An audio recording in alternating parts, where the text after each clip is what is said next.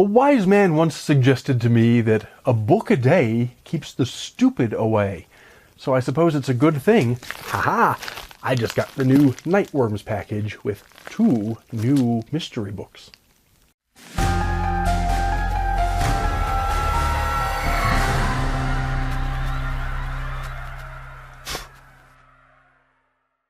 I did indeed just receive, a couple days ago now, I'm catching up rapidly on my filming schedule, it's been just a couple days, I received this February of 2025 Nightworms package. Nightworms is a horror book subscription service that every month sends us one of these wonderful little black padded pouches that includes 2 horror novels and some extra goodies. So, if you're new to this channel, in case you haven't already heard me say this about 1,000,000 times before, one of the things we like to do on this channel is to open these up, and I will share with you at the same moment as I'm discovering whatever wonderful mystery books I've received. And if in fact you are one of those new people, as I say, welcome. Do be sure to do all those YouTube things like subscribing and ringing the notification bell so you don't miss any of my other videos. Because these videos are always a lot of fun, but this is not the only thing I do here. I talk about horror books and movies and other horror stuff all the time.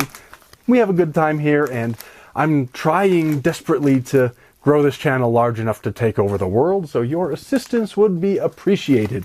While I just finish opening this up, let me also remind you that if you're not a subscriber to Nightworms, and so haven't got these books for yourself, but if you're interested in reading these books, because they tend to send some good stuff, I will put purchase links for the books right down there in the What's It, so you can get these for yourself.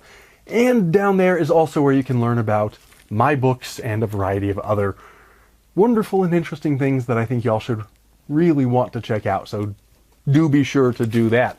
But now I've got this open, so let's dive right in and see what books we've received this February of 2025. And the first one to come out is a hardcover, a big one, big-ish one, kind of wedged in there. There it is. And it's called Mask of the Deer Woman by Lori L. Dove, who is an author I'm not familiar with, and as you might guess based on that, also a novel I'm not familiar with. I do see a lot of blurbs or quotes of praise, including some from authors I have read and enjoyed. It's always questionable whether or not those blurbs mean much of anything, but I guess they mean at least someone enjoyed the book enough to put their name on it, so that suggests some good things. Let's read the description here on the flap, and we'll see what this is actually all about. It says, in this powerful and chilling debut thriller, that would be why I've not read this author before. Apparently it's a debut. So it goes on to say, in this powerful and chilling debut thriller, an investigator haunted by her past and the mythical deer woman races to bring a missing girl home before it's too late. At rock bottom following her daughter's death, ex-Chicago detective Carrie Starr has nowhere to go but back to her roots. Starr's father never talked much about the reservation where he was raised, but the tribe needs a new marshal as much as Starr needs a place to call home. In the past decade, too many young women have disappeared from the res. Some dead, others just gone. Now local college student Chenoa Cloud is missing, and Starr falls into an investigation that leaves her drowning in memories of her daughter, the girl she failed to save.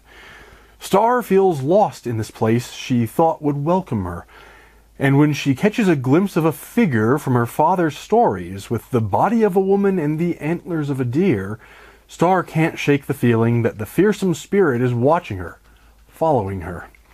What she doesn't know is whether Deer Woman is here to guide her or to seek vengeance for the lost daughters that Starr can never bring home.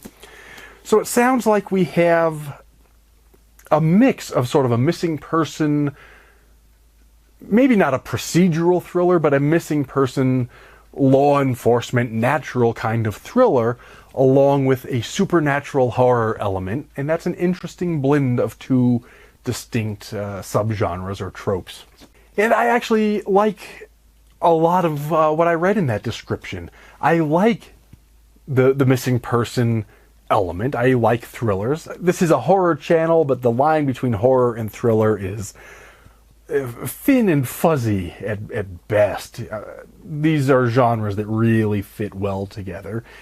And adding this supernatural or hallucinatory or whatever it is, this Dear Woman element, adds just enough of a twist to that sort of missing person procedural thriller that it should be a pretty original thing, and I don't recall having read anything ever quite like this one, so originality is always worth a lot, especially in a genre like horror that can tend to the formulaic, so I am quite looking forward to giving this one a try.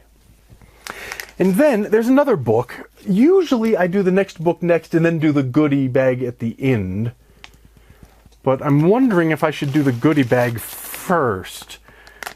I think I'm going to just mention what the book is, and then I'll do the goodie bag, and then I'll talk about it, just to keep the interest up. The book is At the Bottom of the Garden by Camilla Bruce. I'm going to come back to that in a second. I only did that first in case the goodie bag spoils what the book actually is, but I want to shake things up a little bit this time and go in a different order than usual and do the goodie bag now.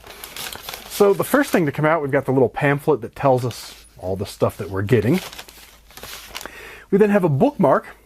There's always a bookmark, and this one says Nightworms, February 2025.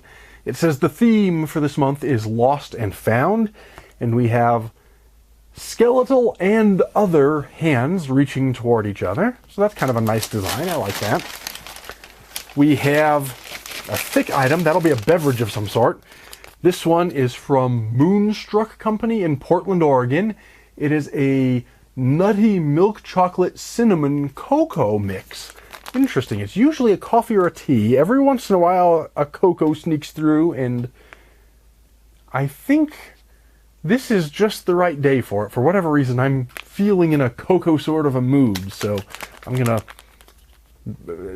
liquefy and brew this up shortly. The next item is an autographed book plate, and I see that is Camilla Bruce, so it's a good job that I at least peeked a little bit ahead, because that goes to this book that we haven't talked about yet.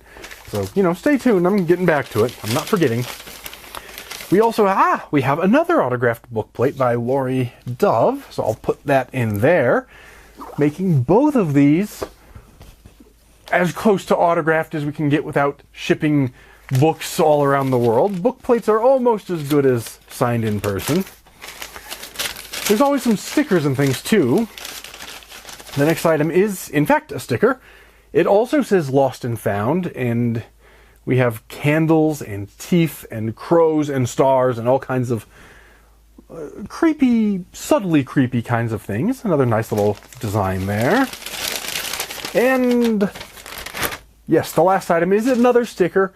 This one is a skull with antlers and some flowers around it. So some nice little goodies. But of course, what we're really here to learn about are, as nice as the goodies are, we're here to learn about the books. And we still got one more to talk about. This At the Bottom of the Garden by Camilla Bruce. Now, the Bottom of the Garden is reminiscent of thoughts of people who used to believe that there were fairies at the bottom of the garden. I don't know whether that's the case here. Let's read the description and find out. The description here says, a murderess becomes the guardian of two very unusual girls in this mesmerizing gothic novel from acclaimed author Camilla Bruce. Clara Woods is a killer, and perfectly fine with it too. So what if she takes a couple of lives to make her own a little bit better? At the bottom of her garden is a flower bed, long overgrown, where her late husband rests in peace. Or so she's always thought. So we're not talking about fairies at the bottom of the garden, we're talking about corpses at the bottom of the garden, which is similarly horrifying for entirely different reasons. Carrying on, the description says, then the girls arrive. Lily and Violet are her nieces, recently orphaned after their affluent parents died on an ill-fated anniversary trip. In accordance with their parents' will, the sisters are to go to their closest relative, who happens to be Clara. Despite having no interest in children, Clara agrees to take them, hoping to get her hands on some of the girls' assets. Not only to bolster her dwindling fortune, but to establish what she hopes will be her legacy, a line of diamond jewelry. There's only one problem. Violet can see the dead man at the bottom of the garden. She can see all of Clara's ghosts and call them back into existence. Soon, Clara is plagued by her victims and at war with the gifted girls in her care. Lily and Violet have become liabilities, and they know far more than they should. That sounds like quite an intriguing story, does it not?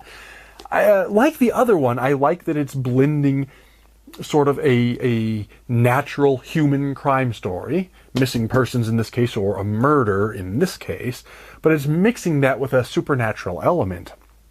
I like a lot of what I've read here because I think the horror genre is particularly adept at conveying this idea that even if you escape the law, and even if you kind of sort of somehow temporarily escape your own conscience, although I'm not sure that most people can ever really escape from that, but even if you think you've gotten away with something, even a horrible crime like a murder, people tend not to actually get away with things.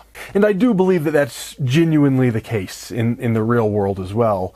But the horror genre, and it sounds like this novel, does a particularly good job, I think, of conveying that idea in an artistic way. I am intrigued by the supernatural gifts that these sisters have. I'm intrigued by all the murderous secrets this Clara character has. This does sound a lot like the kind of thing that I enjoy reading a lot. So I'm looking forward to both of them, and I don't even know which one I'm going to get to first. They both sound quite good. And so there we have it. As I mentioned before, if you're interested in either of these books, I put purchase links for you right down there in the What's It. Do be sure to like, share, subscribe, ring my bell, all those kinds of things. Most important of all, though, take the time to read some good literature. Whether it's one of these, because these both do sound good, or something else. The more we read, the smarter we get, the better people we become. So read a good book, preferably a horror novel. And until next time, take care and stay scared.